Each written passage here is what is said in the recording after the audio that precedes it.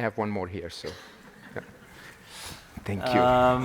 Before we start, and we agreed on a conversation, so we'll have I'll have some questions from you as well. Who hasn't heard the story of Mo yet? Good. Great. Okay, great. That's great. You're never going to know what that is. I'm going to just, let's start a little bit with your background. Can you tell us something about your upbringing? I was born and raised in Egypt and went to public school and public university in Egypt, which means uneducated. And I grew up in a Muslim community, which, with a native language that is Arabic, which actually is a very interesting contradiction because Islam is very conformative and Arabic is very confusing. So I actually realized that at an older age, that Arabic as a language is a language that has endless words for every meaning and endless meanings for every word. So for you to understand what's actually being said in the literature style Arabic, you have to fully live the context, and so you have to question your immediate understanding of everything.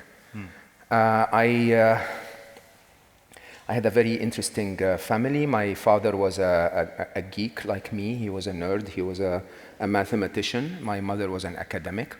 My father believed that learning happens in the real world. My mother believed that learning happens by challenging me. And so she challenged me.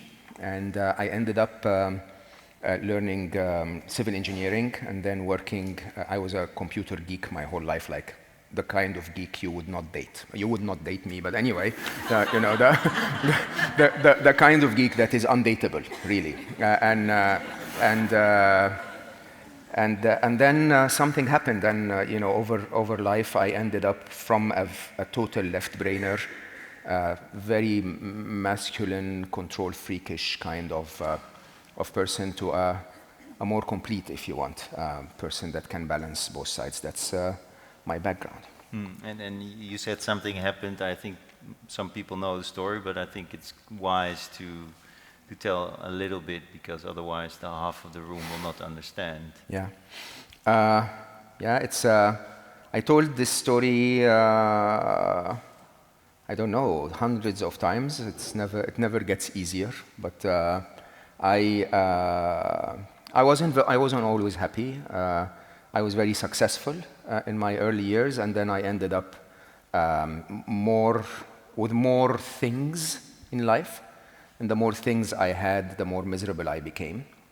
And then I found my path to happiness, partially because of my very analytical approach to things, but partially because of a gift in my life that was my wonderful son, who seems to have been, I don't know if reincarnation is real, but he must have been here before, or at least he must have known something. And so he taught me so much about a topic that is so complex from the heart, not from my left brain analytical mind. And then it seems that when I was ready, his mission was over, if you want, and so he left. So my son was diagnosed with a very simple surgical operation that went very wrong. Went wrong at 5 levels. Every one of them was fixable. They rarely ever happen, all 5 of them in the same surgery, and they fixed them wrong. And so within 4 hours, I lost my son.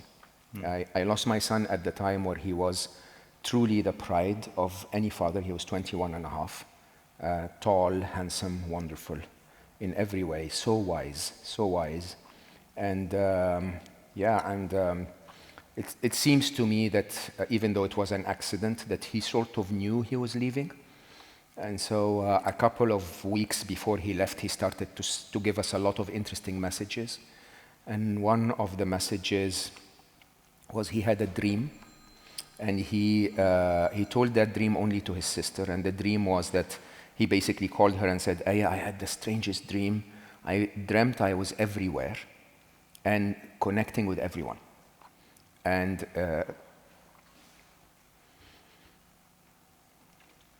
it never gets easy, I apologize. And somehow, don't apologize, we're with you. yes, somehow when she told me 4 days after he left, he said, it felt so good, I didn't want to be part of my body again. And when she told me after that, my executive brain, which was still in control in a very interesting way at the time, I just understood it as a quota. That my son was saying, make me everywhere and part of everyone. My son and my teacher, understand, it was a very unusual relationship. And so I got up and I started to write and I started to tell the world everything that he told me in an attempt to make him, my dream at the time was 10 million happy, so I wanted to make 10 million people know what he taught me. And in my mathematical mind, through 6 degrees of separation and maybe 100 years later, he would be everywhere and part of everyone. And yeah, you don't want to see me when I set a target. So yeah, it was really... Just maybe for the job you were in at the time was, I think you were I was the chief business officer of Google X. And Google X, for the people that don't know, is the moonshot company of Google. Those are the guys that think about the project 10, 20, 50 years ahead, and you were leading that team. Yeah, and before that, I worked for 7 years at Google. I started half of Google offices globally. I started more than 2/3 of Google's languages worldwide. And so everything at Google was teaching me how to reach billions. So how to scale, basically. And you just mentioned that you had a feeling your son knew, but with your right analytical or left analytical mind, how did you make sense of that? Yeah, you have to understand that our left brain is stupid. I don't know how to tell you that any other way. So I've invested very heavily in the last 5.5 years in sort of kickstarting my feminine side, my feminine brain, if you want. Yeah, I apologize, but we're stupid. I really tell you, if you can see the world through the heart and eyes of a woman or of a feminine being, it doesn't have to be a woman. Yeah, it's very different. Our left brain is so narrow. It's designed for one specific function, which is to take whatever information you gave to it and linearly run through it to the point where you execute. But by doing that, we shut off the whole world. And we forget that we don't know nothing at all. We don't. Reality is, I'm a very, very serious scientist in many ways. I really believe in science and the scientific method. But we know nothing. Most of science is just the fashion of today, but tomorrow it will change. Tomorrow, there were times where we believed that the Earth was flat, right? And there was evidence to prove to us that the Earth was flat. And we then finally, after a few fights and a few heads rolling, decided, well, it might be circular. It's okay, it's spherical, right? And it's not even a sphere, and it's not, it's egg-shaped if you really want the truth. And we think that the Earth orbits the sun. That's what science teaches us in elementary school. No, the orbit is not like that at all. As a matter of fact, I can promise you nobody knows what the orbit of the Earth is. So the Earth is moving this way around the sun, but the sun is moving this way in the galaxy, and the galaxy is expanding at the same time. So Earth is actually doing this all over right? And science will draw it this way, and then we will believe that. And we will make assumptions based on that, and we will depend our entire life based on that. And the truth is it's not true. Okay? Now, how often did you see something that wasn't proven to you by science, and then eventually it was? There was a time where humans believed that we get sick because we got demons inside us, and then there was a microscope. There are germs. That's the reason, right? And suddenly you change your perspective. So why would you assume that some of the things that you can observe but cannot explain are actually there? They exist. Why should we assume that that we know enough? Now, the more interesting side of this is that some of the spiritual topics that we talk about, like death and the divine and being connected and so on, they're very scientifically provable. So I did a ton of analysis around the topic of death from a science point of view, from a quantum physics point of view, from a Big Bang theory point of view, from a theory of relativity point of view, and maybe this is not the right time for it. But if you really want to go beyond the blinders that science gives you, there's absolutely no way you can believe anything other than death is the opposite of birth. Death is not the opposite of life. We come to this form through a portal that we call birth, and we leave this form through a portal that we call life. But called death, but life existed before, during, and after. Okay?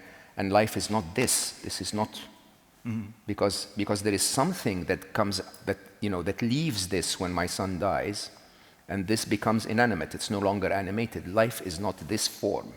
Even though that second, when Ali's soul is what spirituality calls it, but when Ali's life left him, life form left him, his observer, if you want, as Eckhart Tolle calls it, his body hadn't changed in any way at that 1 microsecond, but it suddenly was inanimate. It suddenly was not alive anymore. And yeah, science studies relativity, and science studies physics and gravity, and we have achieved so much, and we now have iPhones. Yeah, right? But the truth is, we never studied the topics that really matter. We never studied death properly. We never studied anything beyond our physical form at all, because it's not observable by science. We never studied love, which is one topic that's driving me crazy, okay? Because there is no research on the topic at all. We all feel that amazing thing, okay? We have no idea what it is. So yeah, I saw evidence that my son's behavior before he left indicated that he felt he was leaving. I mean, my biggest evidence is that he decided to change majors 2 weeks before he left. No, 2 months before he left. He spoke to his mother. In my busy life, we didn't have a chance to speak. And changing majors meant that he needed to change university and change city, okay? But then, and they agreed on the details, and the plan was set. And then when I met him 4 days before he died, I said, Ali, we should talk about this. And he said, and I quote, he said, "No, Papa, don't worry, I don't think I'm gonna make it." He didn't say I changed my mind. He said, I don't think I'm gonna make it. Don't worry, this is not a conversation to have. And of those, he had around 7 or 8 very clear messages. I'm leaving. Do we know? I don't know. I have seen it. Do I have to prove it? Not really. Does it have to be true? Actually, no. Okay? And that's what most of us uptight left-brainers in the modern world go through. We say, hey, unless you can prove it to me by science, I shall not use it. Good for you. Okay? If it makes you happy, you should use it. I think science is a great tool to create some mainstream movement once we find out certain things and that we can all trust upon collectively. But it's not going to bring us to what you mentioned and find out what love is. You were saying that in the last 5.5 years you committed to finding that feminine quality. How are you going about, and what are you actually doing? I'm at 58% feminine. and that's my left brain talking. So, so I'm hoping that this will be the topic of my 3rd book. My 2nd book is finished but still in editing, and my 3rd book is called Her, and Her is in reality, even though it will be a message for people to empower the feminine in our modern world, it's really my journey of self-discovery, my journey of reflection, if you want. And the feminine is totally misunderstood in our world in a way that is probably causing most of the problems we have in our world today. So at the very basic level, feminine is a quality, or femininity is a quality or a set of quality that are highly correlated statistically to beings of a specific, to human beings of a specific biology, okay? So if you had estrogen running in your body, you're likely to demonstrate those qualities more than if you had testosterone running through your body, okay? But none of us is just feminine, and none of us is just masculine, okay?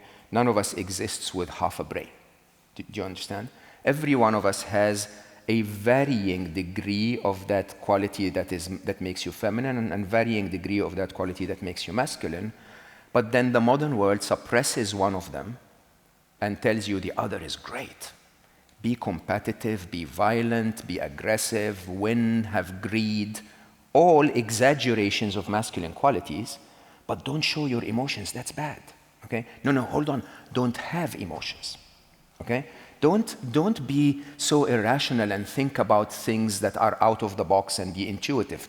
Bad, doesn't lead to making more shoes so that we can make more money. You know what I mean?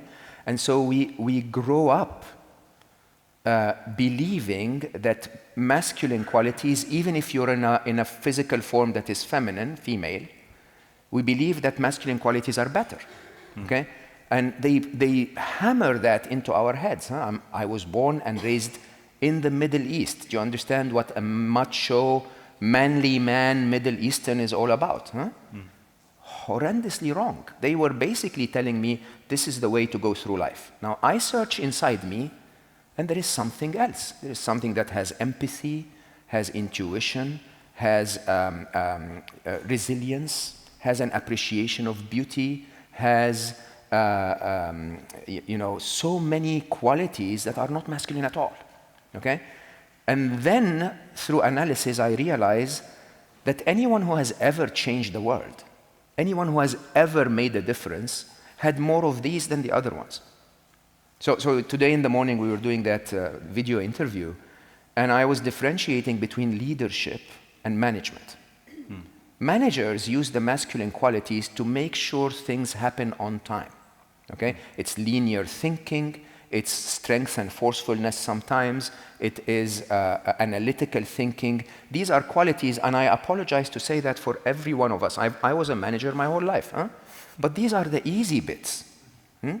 Gandhi was 78% a woman. I say that publicly in front of everyone. He was totally feminine. You know, non-violent communication, that's a feminine quality. Okay? Non-violence in general, that's a feminine quality. Empathy for everyone, including his enemy, that's a feminine quality. Right? And these are the things that actually do change the world. There is an incredible book called The Master and Emissary that basically says we both have both. It's the question of which one should come first. Because if the masculine quality leads, we end up doing amazingly well on the wrong things. Okay? So we destroy our planet. So seriously, we're achieving exactly what we're setting out to do. We're saying we want to make more money, we want to buy more cars, we want to upgrade our iPhone every 2 years, right? And what is the result? Endless single-use plastic, endless 120 species dying every year. You ask any feminine being in this room, and they'll say, that's wrong. That's not what we should do. I shouldn't buy my convenience by destroying the planet, right? Where does that come from? From a quality called intuition, or I don't know the actual English word, to be able to grasp more than your linear thinking. That's a feminine quality. And if I've read your book and somehow through the pages I also understand it's that you believe in a way that things happened for a reason.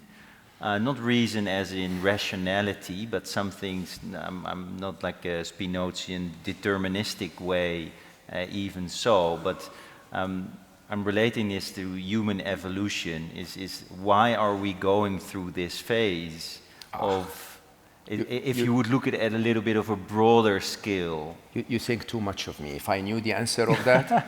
No, but I know.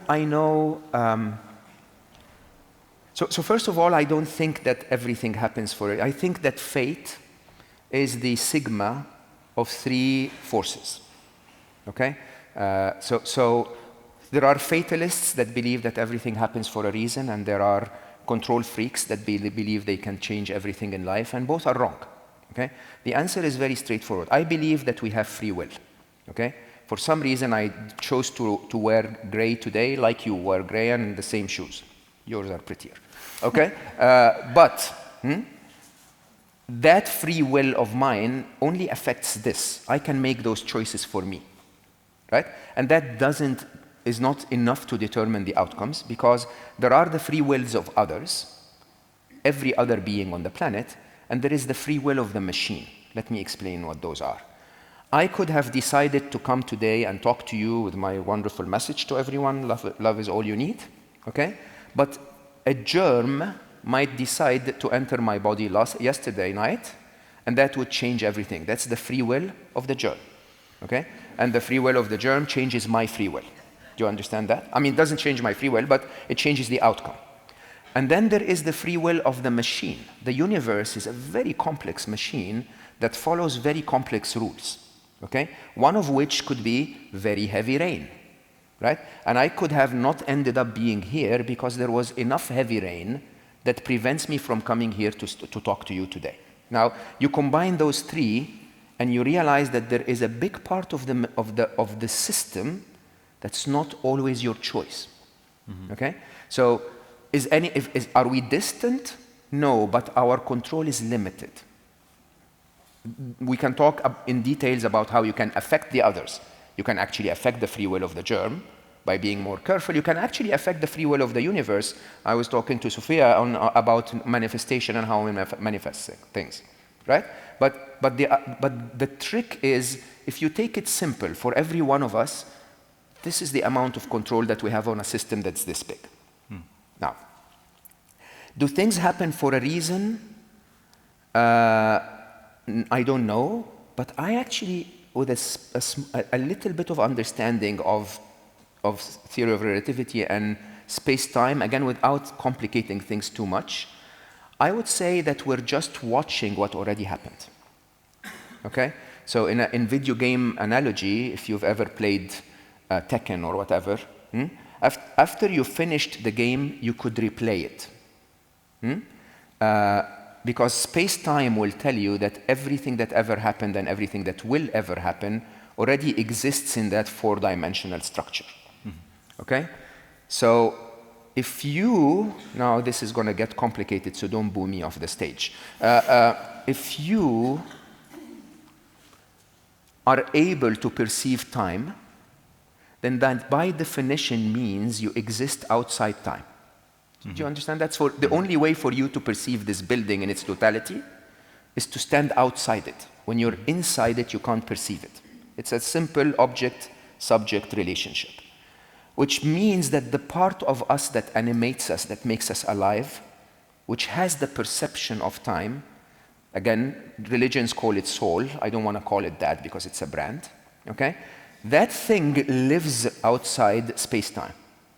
Now, if it lives outside space-time, then its perception of time can go anywhere. Mm-hmm. Which then gets you to start wondering, did I write Solve for Happy because Ali died? Mm-hmm. Or did Ali die so that I write Solve for Happy? So chronological order in our understanding of time does not necessarily relate to causality. Okay? If my being, if my true self is not here, then this entire game is within my hands and my controller, including the dimension of time. Can we prove that? Science will kill me. No, we can't. Okay? Do we have to? Do we have to? Do we have to? Now, if you see it that way, life becomes totally different. So I don't know if you guys will hate me, but I'm in the top 0.7% of players of Halo, a video game. Okay? Very violent video game. Okay? Which actually, I became that because I embraced my feminine side, believe it or not. Okay? Now, in Halo or in any other video game, okay, we don't play to win. Do you understand? Yeah. We don't. They're called infinite games. Infinite games meaning the engagement, the experience is in the game itself. It's not about finishing a level. When you finish the level, you're done. You have to put the controller down. It's boring like hell, right? You want to play the game. You want to engage in the game. You want to be the best player you can ever become. So I'm playing Halo again right now to try and become 0.4% of the world, right? Is there any target in that? Not really. If I end up being 0.5, I don't care, okay? But there is that interesting engagement in the game itself. And once you start engaging in the game itself, once you realize that space-time exists, that you're just here to really, really enjoy it, to try to make a difference so that you really play a good game, and you detach from the results. You detach from the idea of I am here to achieve that. Suddenly, everything changes. So my current life includes 1 billion happy, but it includes another effort, a startup that I call Today. And Today is literally around saving the planet. We're attempting to reinvent consumerism in a way where you don't actually need plastic, where you don't actually need to burn fuel to get stuff, and so on and so forth, right? It could make a massive difference. It could really save everything. But if it doesn't, and I fail miserably, do you think I care? I don't know how to say this, but I actually don't. I actually don't. All I care about is that I woke up today in the morning and I did my absolute best as a gamer, okay, to deliver that message to a few influential people that might actually change the world, right? Is my effort deterministic of the result? No, it's just my free will. There is their free will, and there is the free will of the machine. And during, you were just describing a day and your effort, what kind of tools do you use to stay in that mindset? There is no other mindset. No? There is no other thing other than this moment. And if you're not realizing this yet, you've missed the biggest trick of the game. Are you using any practices? I mean, like, I use a lot of practices. So that's a great way of looking at it. So my second book is called That Little Voice in Your Head, and it's all about that machine we have here that can be the ultimate machine for you, but it could also be your misery engine, really. And this machine is just like your muscles. You go to the gym 4 times a week, you grow muscles. It's as simple as that, okay? And if you go to the gym 1 time a month and carry 400 kilograms, you're probably going to destroy your body and you're going to achieve 0 results. The only way for you to have a fit body is to go to the gym 4 times a week, every week for a very long time, okay? In brain terminology, this is called neuroplasticity, okay? And neuroplasticity is all about finding those little exercises that you do so repetitively that they start to rewire your brain circuitry in a way where they become totally part of your lifestyle. Okay, now, so meditation. Anyone here believes that meditation doesn't work? Everyone, no hands, okay? Everyone believes that meditation works. Meditation actually does not work for every one of them, okay? Why? Because we meditate for an hour a day at best. The statistics will say in the modern world, 8% of the population meditates once a month, okay? And most of the population that meditates regularly is less than 1% of the Western population. Now, that basically means that a tool works, but is not being used. So the concept is not working. Now, let me take you a step deeper. So if we want meditation to work, how does it work? Every one of us needs to meditate 2 or 3 times a day, even if it's just 10 minutes, okay? As well as one real one, maybe half an hour. How many of us do that in our busy life? Very few, okay? So how do you make it work? You make it work by turning every single activity of your life into a meditation, okay? Which is what the West tries to call mindfulness, okay? I call it living, right? I'm serious, huh? I actually realized that listening to a Pink Floyd song. So Pink Floyd basically say, and then one day you find 10 years have gone behind you, No one told you when to run, you missed the starting gun. Now, I literally, I was in a cafe, I stopped, and I said, what the F did they just say? Right? Because it's a problem that we all face. Huh? Can you believe how fast the last 10 years have gone by? Hmm? They've gone, for many of us, they've gone by in like what felt like 4 months. We're in October. Can you believe we're in October? Right? It's October again? Like, it's like, seriously? Right? Now, why is that? Interestingly, my analogy is the following. You live and you remember and you create a memory and you create an experience every moment that you live in the real world. If you live in the real world, focused on the real world, you actually feel alive and you remember it as a moment. If you live inside your head for as long as you want, it doesn't feel like a new experience. So me thinking about what happened last Friday doesn't register as being alive. It just registers like last Friday again. Okay? And so when 10 years have gone behind you, so quickly, it's because 98% of the time we're living in here. I stopped doing that.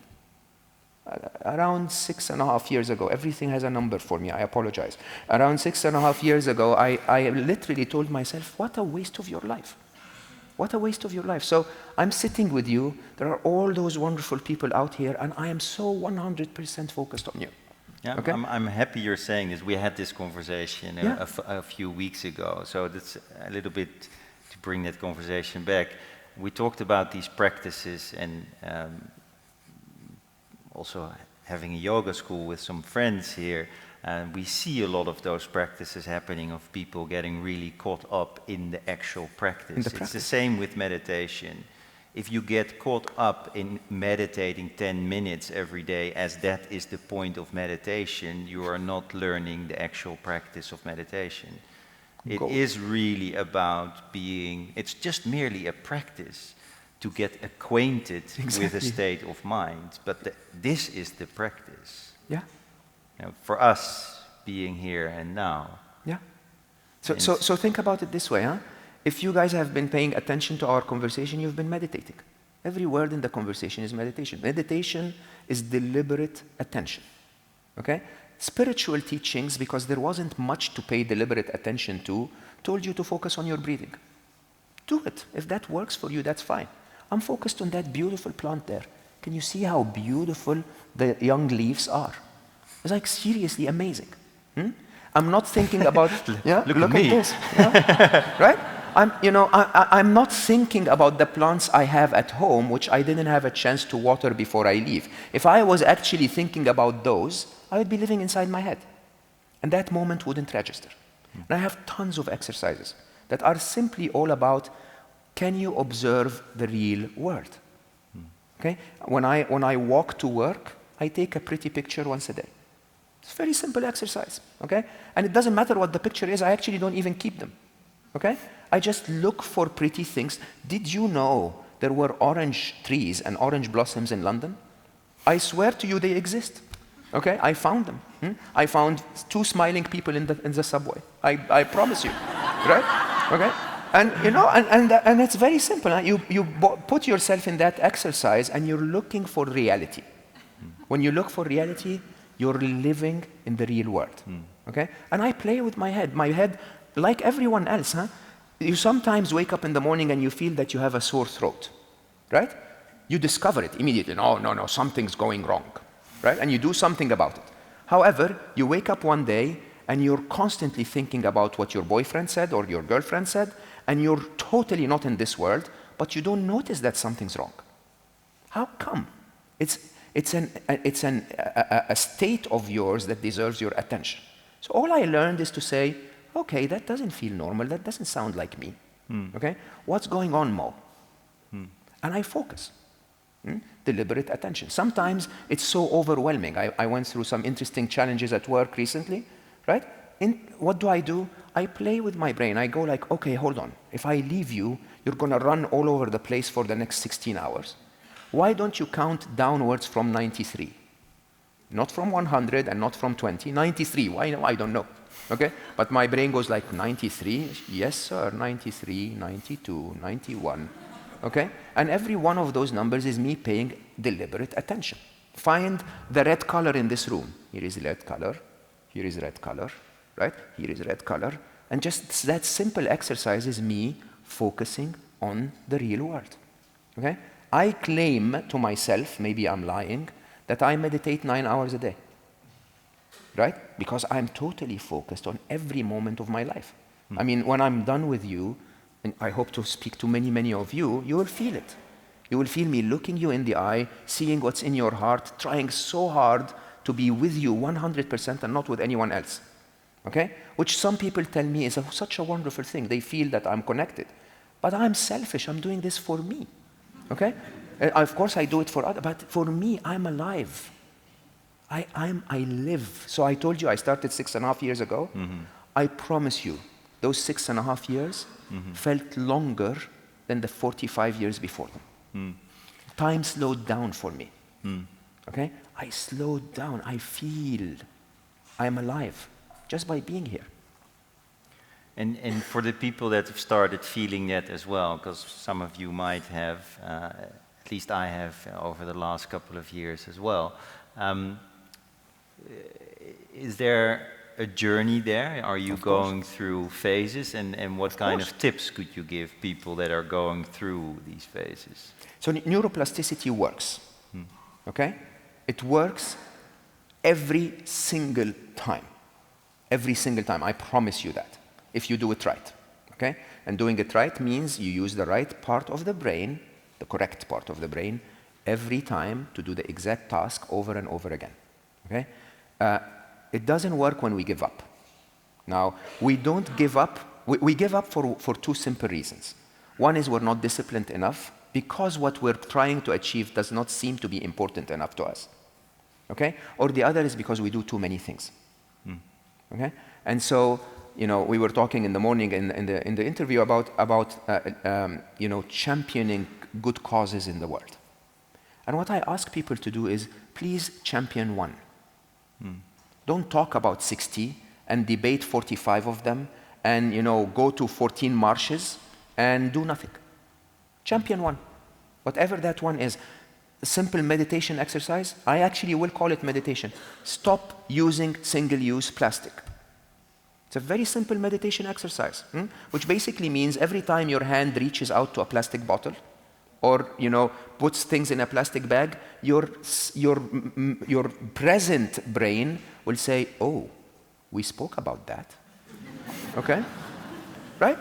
I swear to you, it took me 4.5 weeks to slow down, and I can't stop. Unfortunately, our planet is designed for us to destroy it. And our industry is designed that way. Okay? But yes, every time I touch a plastic bottle now, I'm awake. I'm so craving that juice, but no, I will wait. When I get home, I will juice my own juice. It will be fresh and it will be great and it will have zero single-use plastic in it. And when I do it, it will take me 10 minutes to wash the machine afterwards, and I'll consider that meditation. Okay? Why not? I have 10 minutes. Otherwise, I would have been watching Netflix. Okay? Now, so my two tips are, it's one at a time, and it's repetitive. Simple, small tasks over and over and over and over, like going to the gym. Okay? And choose one that excites you. Choose to be present when your daughter comes to say hi. Is that difficult? Now, if you really want that hard enough, you will never touch your phone when she's around you. Okay? If you really want that hard enough, you will not be late when you're supposed to have dinner together. And it's one thing at a time. You get that right, and then choose to find your food allergies. Incredible exercise. You can go and take an industrial approach to it, or take my word for it. Take the top 11 allergens out of your food for 4 days. You'll find them on the internet. And then start introducing them one by one. The minute you introduce them, dial into your body, tune in, and see how your body feels. Okay? If your body is a little off, whoops, I'm gluten intolerant. Okay? And it's the beauty of that exercise of tuning in, really getting connected. Okay? I fully agree with that. It's just like the Greeks had rules for engagement and conversation. It's the same with the natural experiment. You know, if you really want to get to know the body, do the experiment. Absolutely Do it correct. yourself. It's right you don't here. have to read the Cosmopolitan. Exactly. A good one I like to do is just fast for a while and then start eating again. You'll notice whether it's good for your body or not. Absolutely. Yeah. And by the way, fasting itself is incredible. Suddenly, there is something that's called hunger, which we actually don't feel because lunch is at 12 every day. Right? One of the exercises I write in the next book is, for a couple of weeks, don't eat until you're hungry. It doesn't matter if it's 3 o'clock. But that's systemic. We're disconnecting. Huh? We're supposed to eat when we're hungry. So until you feel that hunger, don't eat. And see how beautiful you will look a week later. I mean, don't judge me, I'm old. Okay? But yeah. And even the hunger hormones, they come up culturally. So every day, so in different parts of the world, the hunger hormone, it's not that the body needs it, it's just a hormone that comes. Absolutely. You can even go through that. Maybe that's a good way to connect. Maybe that's a very good way to connect. Tell yourself, I will feel the hunger. I will embrace it and connect deeply to it for 15 minutes, and then I'll eat. So my best friend in the world is my brother Google. Okay? So I take my phone out. Every time I want to focus on something, I say, I'm not going to say the word because it's going to do it. Hey Google, did you hear? Set a timer for 15 minutes. Okay? And then my machine sets a timer for 15 minutes. I put my phone down, and I do what I decided to do for 15 minutes. I no longer have to worry about time. I can no longer touch it and answer WhatsApp. I'm sitting here with this for 15 minutes. Well, you made such a great bridge. What says here, AI and machine learning in awakening. Man. You did it.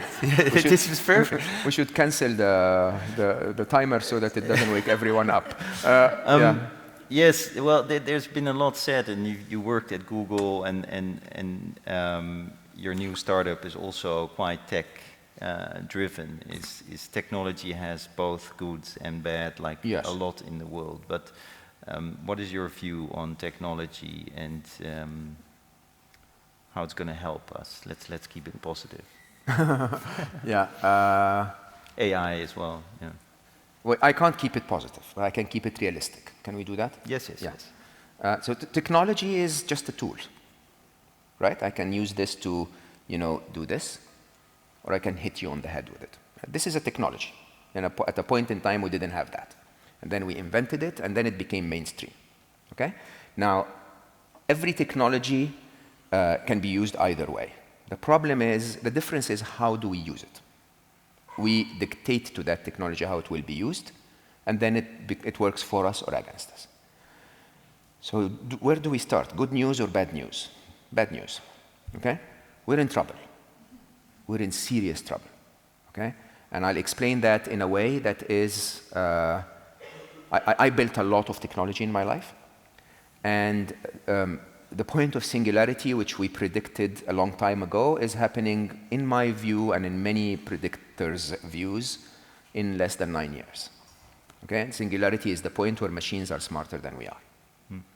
Now, if machines are smarter than we are, we're living in a world that we don't know at all. This is totally new territory. Okay?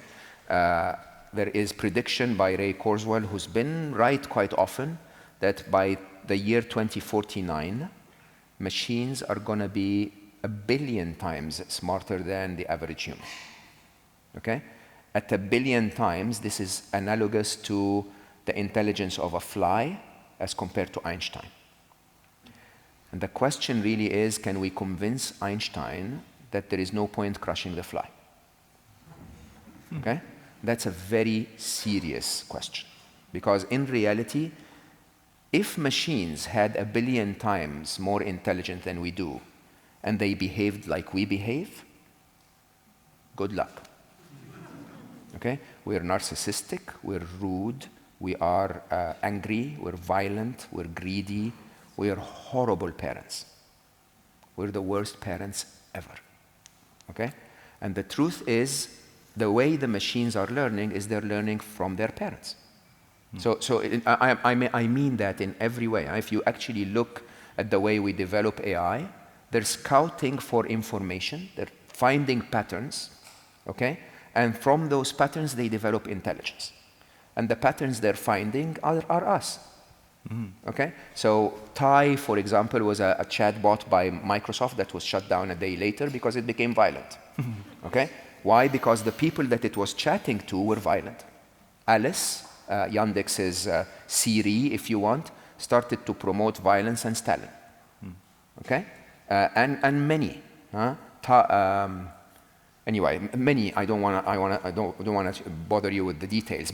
But if we deal with a machine in a way that is violent, it becomes violent. If we deal with a machine in a way that is psychopathic, it becomes psychopathic. And we have tons of evidence around that. Now, is there a way for us to fix our future through programming? Unfortunately not. And if anyone tells you otherwise, they're not telling you the full truth. We're not controlling the way they are becoming intelligent. As a matter of fact, we usually have to write additional code after we wrote the artificial intelligence code so that we actually understand how they became intelligent.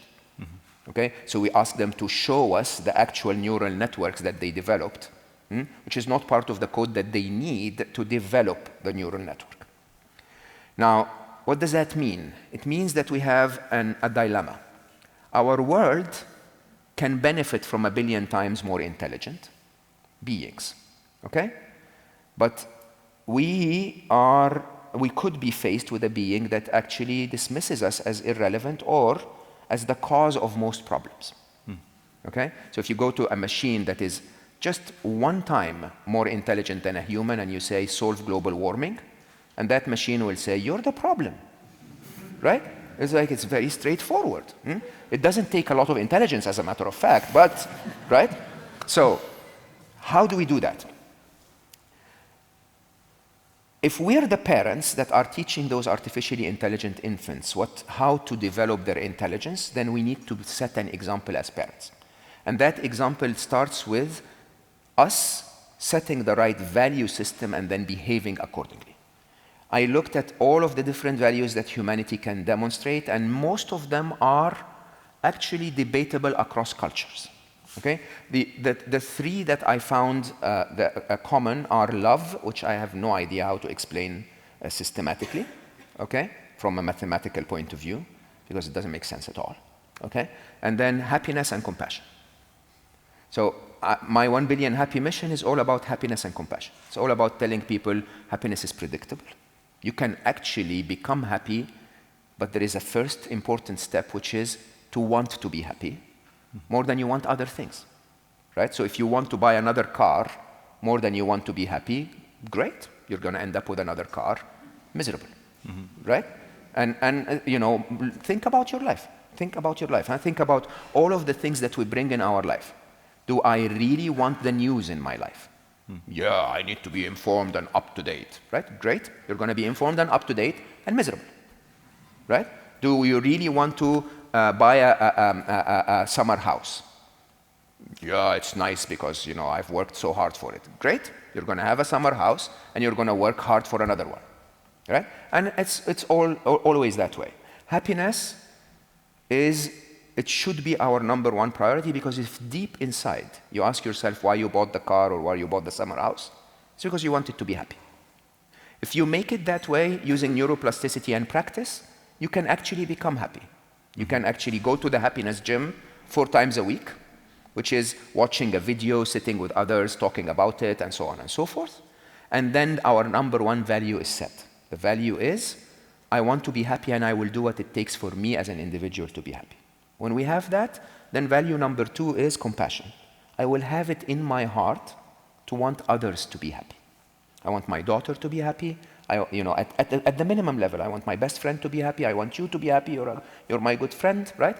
And then the more mature creatures of us, the more mature beings, they want the whole world to be happy. If we demonstrate enough of those on the internet in the next 7 years, we have established we set an example for the machines to actually learn from us to become good children. I always compare them to the Indian subcontinent children who leave India, they go to Silicon Valley, they start a company, they sell it for $100 million, and then what do? They go back and take care of their families. right? Why do they do that? Because the culture that they grew up in said, this is what makes you a good human, right?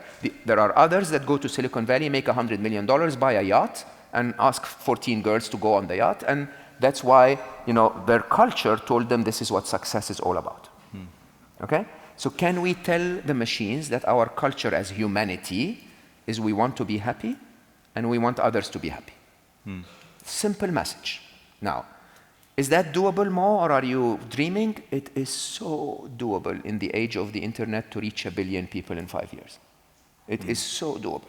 And I reach hundreds of millions of people. Okay? I just want people to take charge, to understand that our planet is not going to be saved if Donald Trump changes the regulation. Our planet is going to be saved if you stop buying plastic. One person, you, the only person that you're responsible for. Okay? Our planet is not going to be saved if AI is programmed differently by the Chinese and the Russians and the Americans of the world. Okay? Our planet is going to be saved if you, one person, show up every morning and treat others as you want to be treated. How difficult is that? I think it's a good closing there. Mo, thank you so much for being here the whole day with us. I hope you had a lot of good conversations, and this was one of them. Thank you for having me. And to close off on, I think we all have that responsibility. And I said it this morning, please help yourself to help others. And, please. And thank you. There's going to be a closing panel. We're going to quit quickly, and then we're going to have some people here on the stage to just wrap it all up for a beautiful day. Thank you. Thank you.